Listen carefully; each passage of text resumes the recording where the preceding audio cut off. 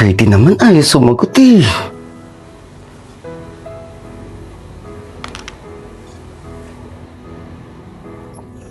Ay, Curty, ano ba? Sumagot ka.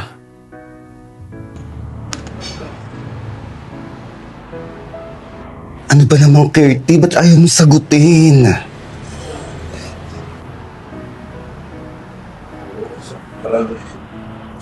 Ay, naku, Curty.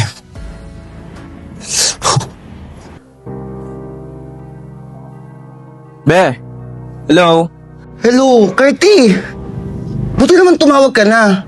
Ang tagal-tagal kong hinahantay ang tawag mo. Kasi, ingi sana ako ng pang-allowance. Wala na akong pang-load, wala na rin akong pangkain. Baka meron ka dyan, pengen naman ako. Allowance na naman? Eh di ba pakakapadala ko lang sa'yo? Naubos agad, Be. Sorry, Be. Grabe ka naman sa gastos. Meron ka ba dyan? Pengen naman ako kahit onti lang. O sige. Magpapadala ako sa cash G mo. Ay, sige, Be. Thank you, Be. Kalat naman dito. Uy! Arlene, kayo na ka pala simangot dyan. Oo nga, tay, tahimik mo. Ano bang problema ba? Ha? Hoy mga bading, padarating akong bisita sa Hayden. Hoy. Te, may darating akong bisita sa Hayden na. Bisita Wait daw. lang. Hey, Hayden! Pakilala kita. Hello po.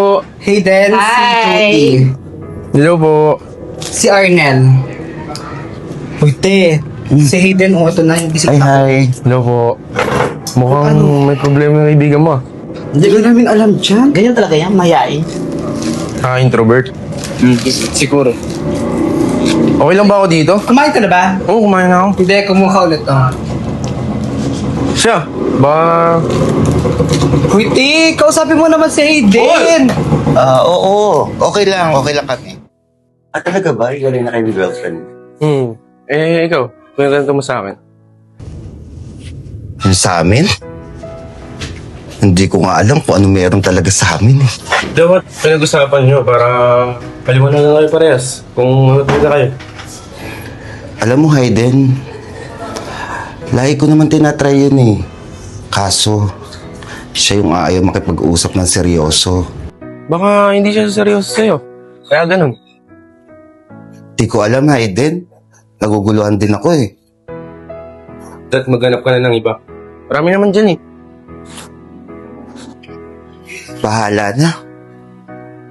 Sabagay. Pag-iisip mo rin yan. O so paano? Mga sis, uuna na ako ha. Oh, sige. Oo, bye-bye. Ingat. Sasabay na rin pala ako. May gagawin pa ako sa bahay. Okay na. Bye-bye. Sige. Hoy, tayo sa pagpunta ha. Bye-bye. Ingat kayo, bye. Bye, ingat kayo ha. Alam mo, parang naisip ko, nagawin ko na yung sinasabi mo na maganapan lang ako ng iba. Oo, tama yun. Lalo hindi kanya pinapahalagan. Marami naman dyan iba eh.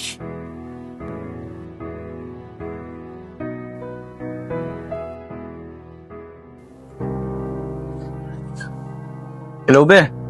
Curty, Hingi lang sana ulit ako sa'yo ng allowance. May extra ka ba dyan?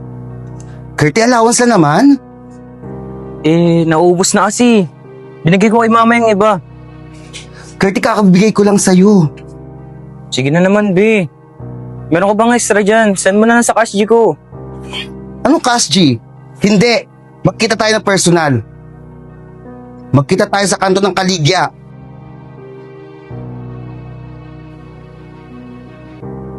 Ang putol. Ay, naku, Curty. Hello? Doon nga sa kanto ng Kaligya. Ay, hello, Hayden. Sorry, akala ko kung si Curty kasi tumawag. Okay, sige. Bye. Be. Be. Buti naman dumating ka na. Sorry, Be. Hindi na ako nakapunta masyado. Kasi, busy ako sa basketball tsaka sa pag-aaral. Nasaan na pala yung allowance? Hindi naman na tayo. Curty? Kaya lang ba pinunta mo dito dahil sa allowance? Kasi sabi mo tutulungan mo lang ako. Kaya naman yung sabi mo.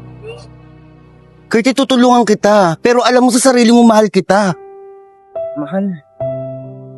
Sabi mo tutulungan mo lang ako. Tinanggap ko naman yung tulong mo. Magkaibigan lang tayo. Yan ang sabi mo sa akin una pa lang. Curtis, hindi ganun.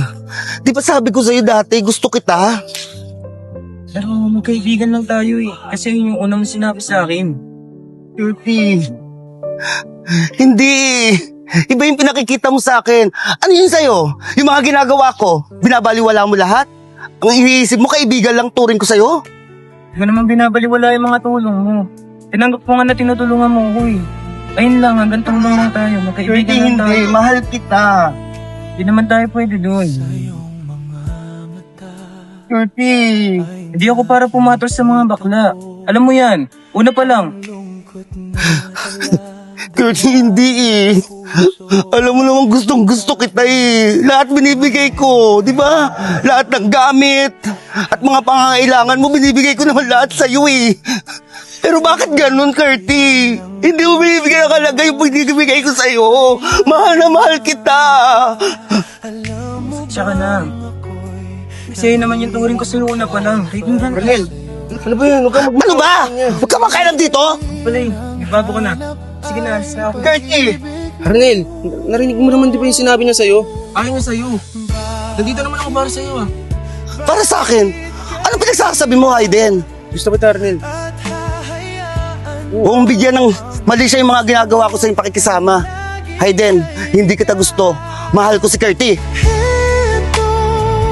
Heto naman ako, hindi nagbabago hanggang ngayon, naghihintay pa rin.